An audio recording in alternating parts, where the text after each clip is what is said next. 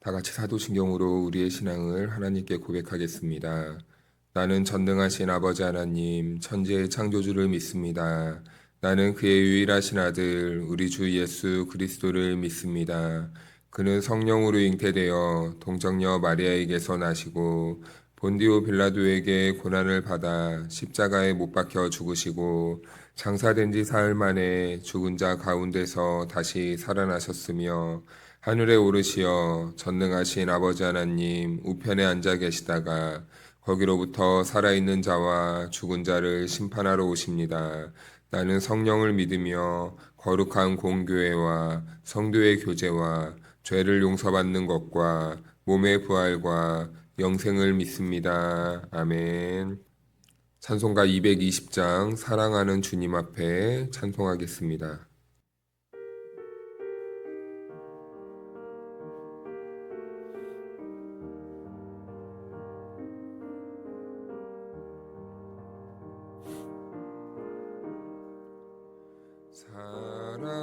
사랑하는 주님 앞에 형제자매 한자리에 그 신은혜 생각하며 즐거운 찬송 부르네. 내 주 예수 본을 받아 모든 사람 내 몸같이 환난 근심 위로하고 진심으로 사랑하세. 사랑하는 주님 앞에 온갖 충성 다 바쳐서 괴로우나 즐거우나 주님만 힘써 섬기네. 우리 주님 거룩한 손 제자들의 발을 씻어 남 섬기는 종의 도리 몸소 행해 보이셨네. 사랑하는 주님 예수 같은 주로 섬기나니 한 피 받아 몸 이룬 형제여 친구들이여 한 몸같이 친밀하고 마음으로 하나 되어 우리 주님 크신 뜻을 지성으로 준행하세. 오늘 이 새벽 우리들에게 주신 하나님의 말씀은 마태복음 1장 18절에서 23절 말씀까지입니다. 예수 그리스도의 나심은 이러하니라. 그의 어머니 마리아가 요셉과 약혼하고 동거하기 전에 성령으로 잉태된 것이 나타났더니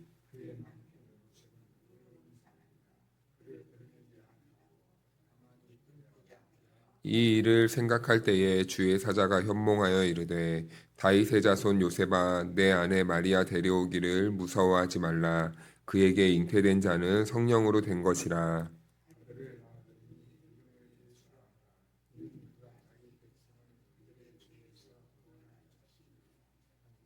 이 모든 일이 된 것은 주께서 선지자로 하신 말씀을 이루려 하심이니 이르시되 보라. 함께 읽겠습니다. 성녀가 잉태하여 아들을 낳을 것이요 그의 이름은 임마누엘이라 하리라 하셨으니 이를 번역한즉 하나님이 우리와 함께 계시다 함이라. 아멘. 할렐루야. 하나님의 은혜와 평강이 우리 모두에게 함께하기를 주님의 이름으로 축복합니다. 우리 어제는 1절부터 족보의 이야기를 보면서 족보에 담긴 마태가 의도한 그런 여러 가지 것들을 한번 생각하며 나누어 보았습니다. 그런데 마태복음이 오늘은 마태복음이 기록된 그 특징, 그러니까 우리들에게 말하고자 하는 마태복음을 통해서 교회 성도들에게 말하고자 하는 그 특징이 무엇이 더 있는지를 조금 더 살펴보고자 하는데요. 어저께 족보 이야기에 이어서 오늘은 예수님께서 약속의 성취로 이 마태는 예수님을 이 족보에 따라 오신 약속의 그 메시아의 성취에 대한 이야기뿐만 아니라 예수님께서는 오늘 이 말씀을 통해 어떠한 사람들을 찾아오시고 그리고 어떠한 공동체를 세우기 원하시고 그리고 어떠한 백성들과 함께 하시길 원하시는지 그 의미가 담겨져 있어요. 마태복음에는. 그래서 마태복음에는 처음부터 끝까지 한 가지 주제로 이렇게 관통되고 있거든요. 그것은 무엇이냐면 예수님은 한결같이 잃어버린 자에 관심이 있다는 겁니다. 그리고 잃어버린 자를 부르시고 그들을 통해서 자기 교회를 세워 나가시고 그리고 세상 끝날까지 우리와 함께 하시는 그 교회와 함께 하시는 예수님의 모습을 그려내고 있어요. 그래서 오늘은 이 마태복음에 담긴 여러 가지 주제가 있는데 이 큰 주제를 붙잡고 우리가 앞으로 이제 마태복음을 읽어 나갈 때에 이런 식으로 이 마태복음은 전개될 거구나라는 것을 한번 나눠보면 좋을 것 같습니다. 그래서 첫 번째로는 이 마태복음에 담긴 여러 가지 주제 중 하나는 어제는 족보에 대한 것을 보았고 이 마태복음에는 두 번째로 잃어버린 양에 대한 관심이 굉장히 많이 있습니다. 잃어버린 양. 예수님은 잃어버린 것에 대한 관심이 있다는 겁니다. 그 잃어버린 것은 누구냐면 바로 저와 여러분이라는 것이죠. 그리고 그들에게 가라라고 말씀하시는데 우리 마태복음 10장 5절과 6절을 한번 펴볼까요? 마태복음 10장 5절과 6절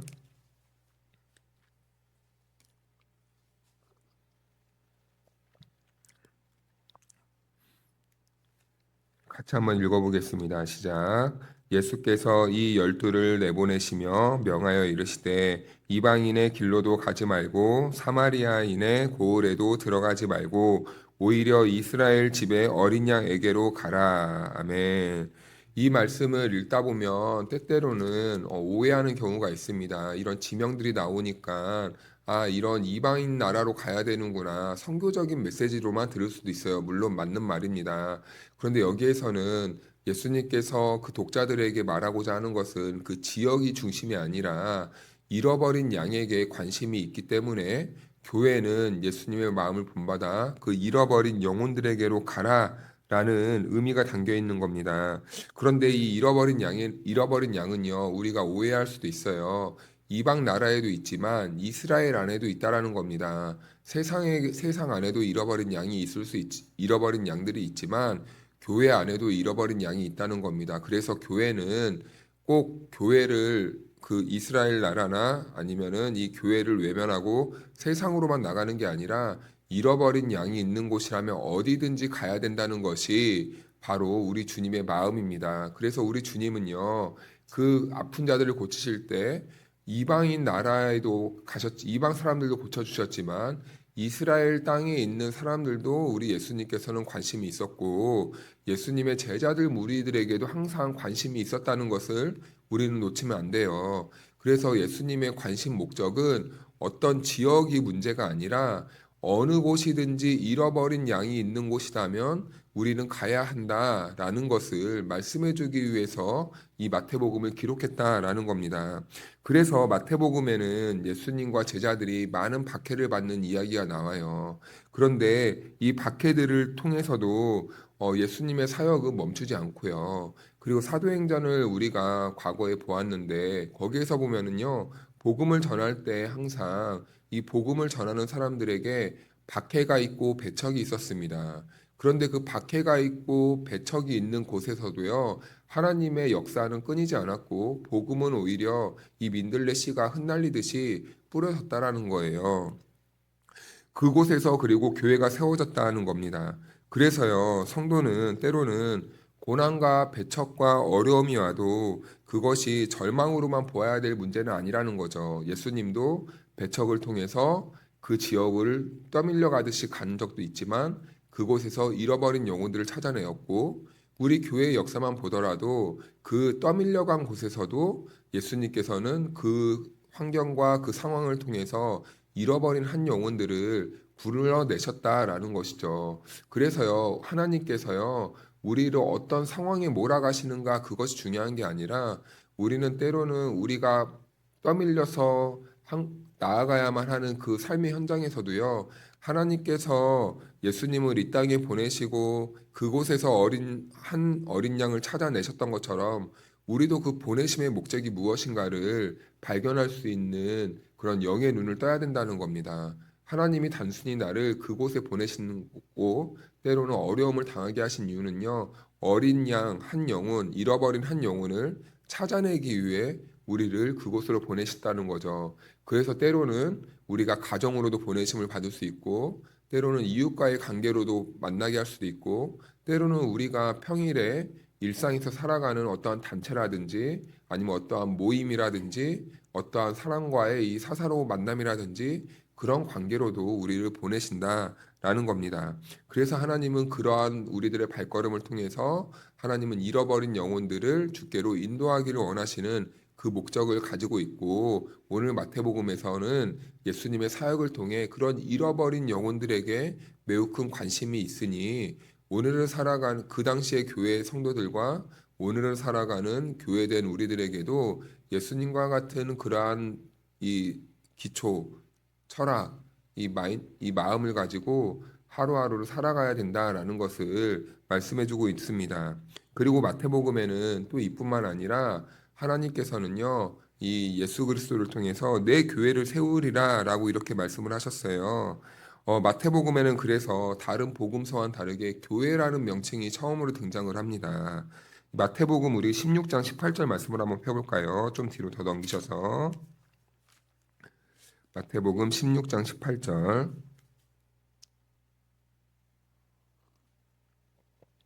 같이 한번 읽겠습니다. 시작.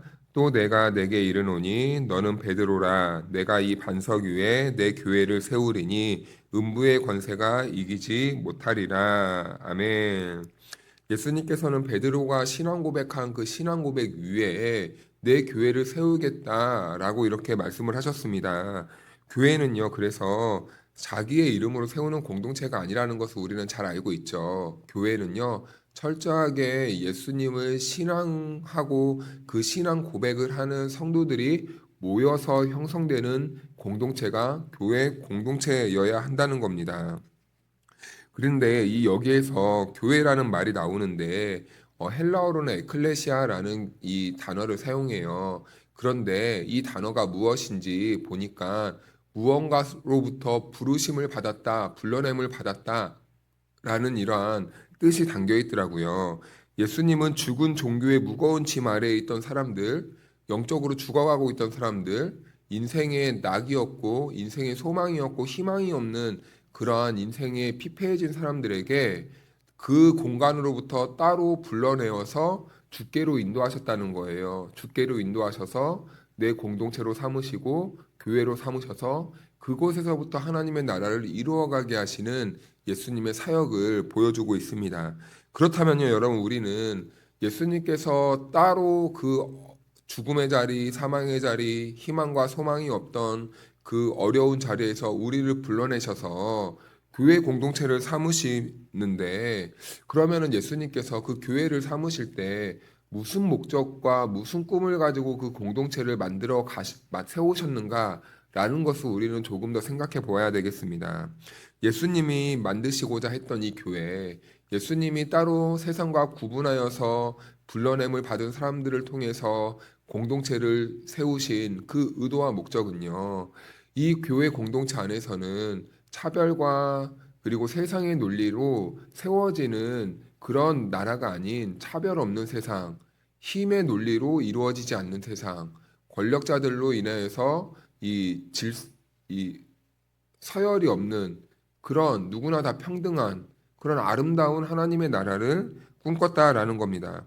그래서 이 마태복음을 보다 보면요. 당시 숫자에도 들지 못한 어린아이들도 많이 나오고요. 그리고 약자와 여자와 종과 노예까지도 다 하나님의 이 공동체로서 존중받고 그리고 그들이 대접받는 모습으로 그려지는 이야기들이 종종 있습니다. 그래서 예수님은 그들을 향해서도 이렇게 말하지 않습니까? 수고하고 무거운 짐진 자들아 다 내게로 오라. 내가 너희를 쉬게 하리라. 라는 이러한 말씀을 하십니다. 그래서 이 교회는 세상의 편견과 권위와 힘의 논리가 그대로 답습되고 그러한 모습으로 세워지고 되풀이되는 것이 아니라 이런 세상의 불합리한 모습들과 차별이 있는 모습들을 다 파해고 파하고 그 예수님의 하나님의 나라로 새롭게 천국 백성들이 세워져 가는 그러한 모습으로 그려지고 있다는 것이죠.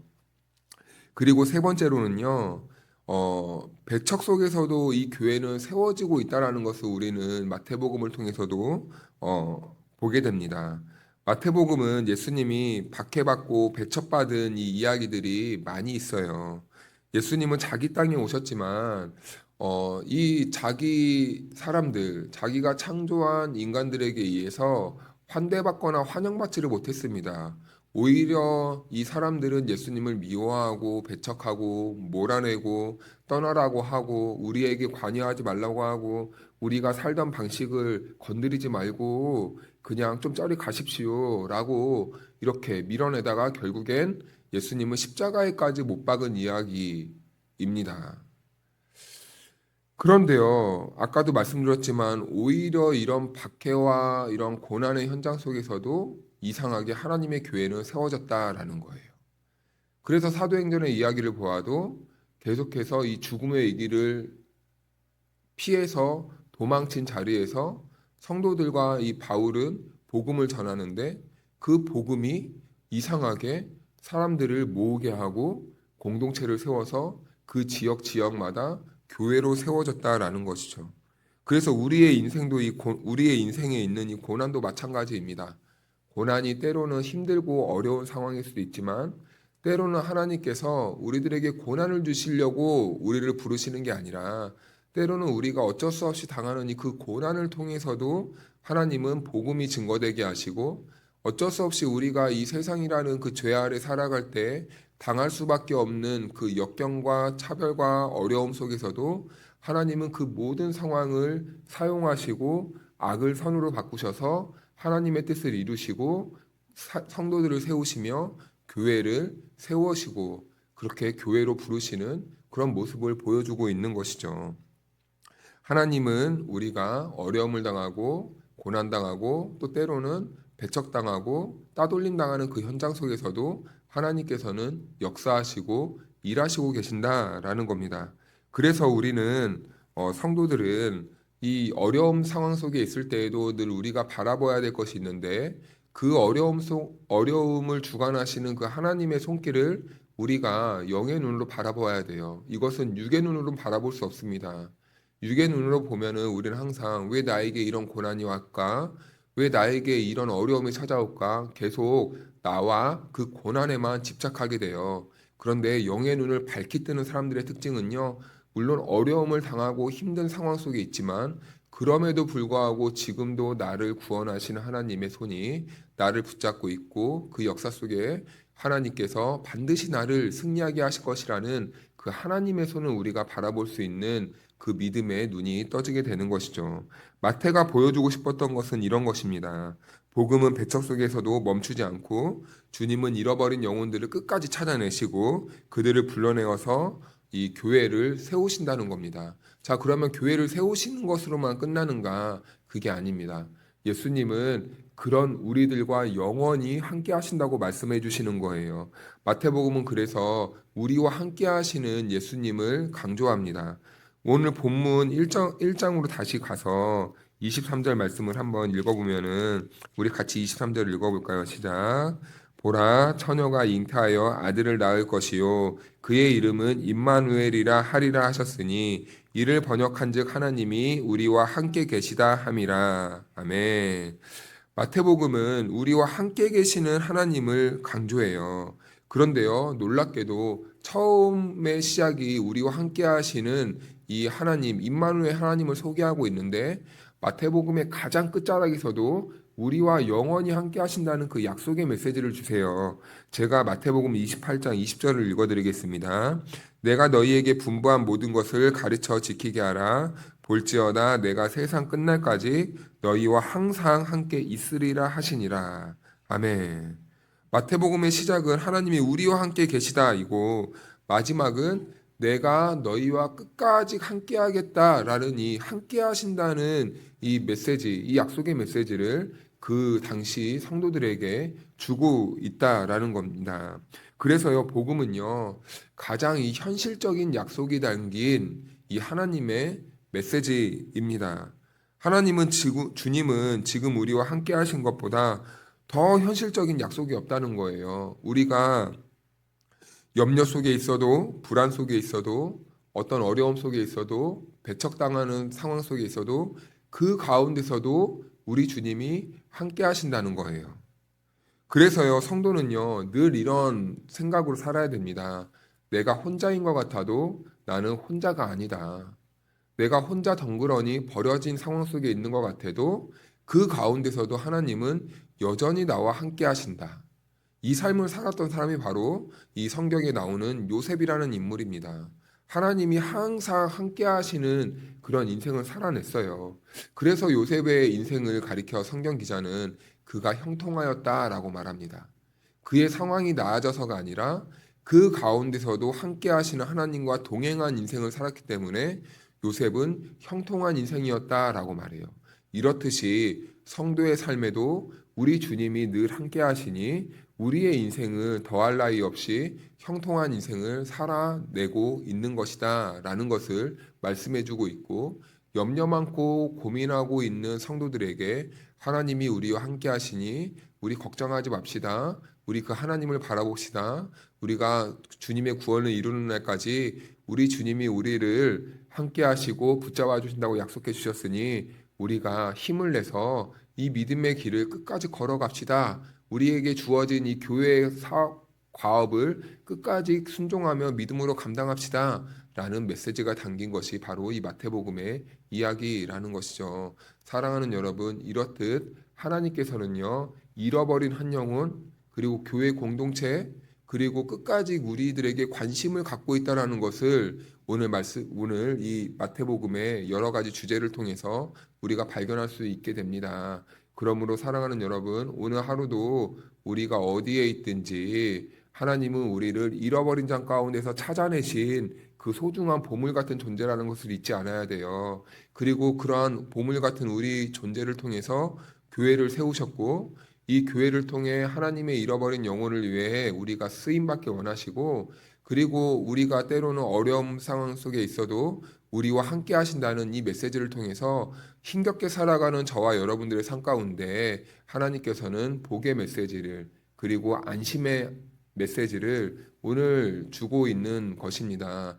그러므로 오늘 부르신 자리에서 나 혼자라 생각하지 마시고 오늘도 나와 함께 하시는 그 주님을 바라보고 믿음으로 말미암아 오늘도 주님과 함께 동행하며 살아가는 복된 하루가 될 수 있기를 주님의 이름으로 축복합니다. 기도하겠습니다. 사랑의 하나님 아버지, 오늘도 말씀을 통해 우리를 먼저 찾아오시고 불러주시며 끝까지 함께 하시는 주님의 은혜를 다시 바라보게 하시니 감사드립니다.